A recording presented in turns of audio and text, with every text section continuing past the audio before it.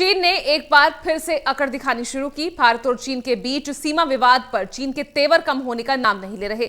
दोनों देशों के बीच 11वीं कोर कमांडर वार्ता। भारत ने पूर्वी लद्दाख के बाकी क्षेत्रों से सैनिकों की वापसी पर जोर दिया था, जिसके बाद चीन ने एक बार फिर अकड़ दिखाते हुए गोगरा और हॉट स्प्रिंग से पीछे हटने से इनकार कर दिया।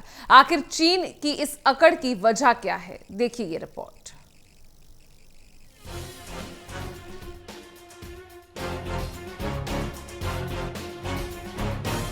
भारत और चीन सीमा का विवाद कम होने का नाम नहीं ले रहा।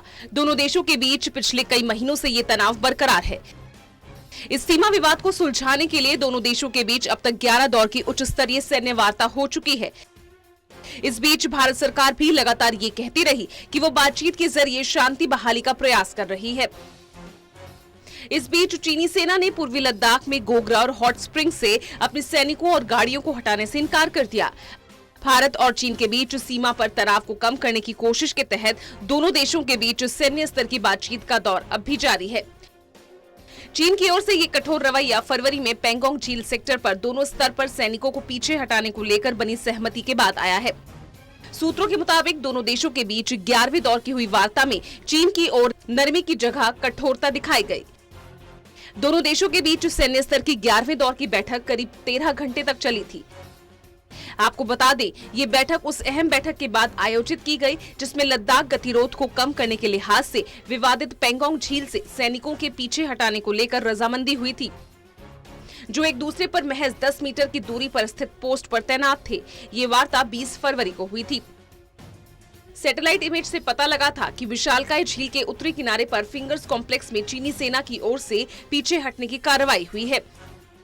हालांकि चीन अभी भी गोगरा और हॉट स्प्रिंग्स क्षेत्रों पर अड़ा हुआ है। ये दोनों के लिए अहम है।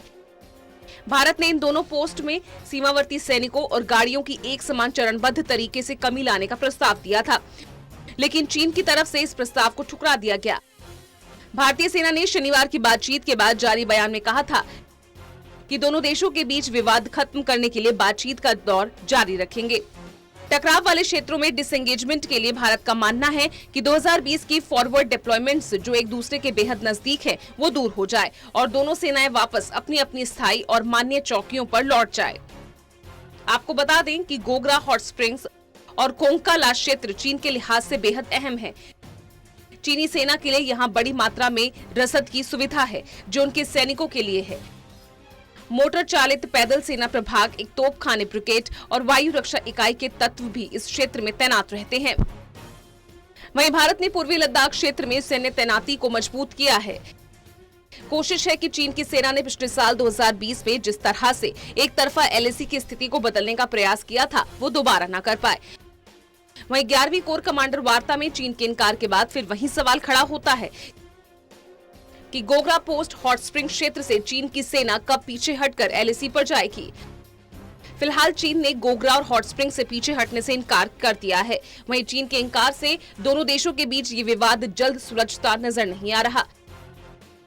हालांकि वार्ता का दौर अभी जारी है। अब आगे देखना होगा कि चीन के इस इनकार पर भारत की अगली रणनीति क्या होगी। Special desk, total news.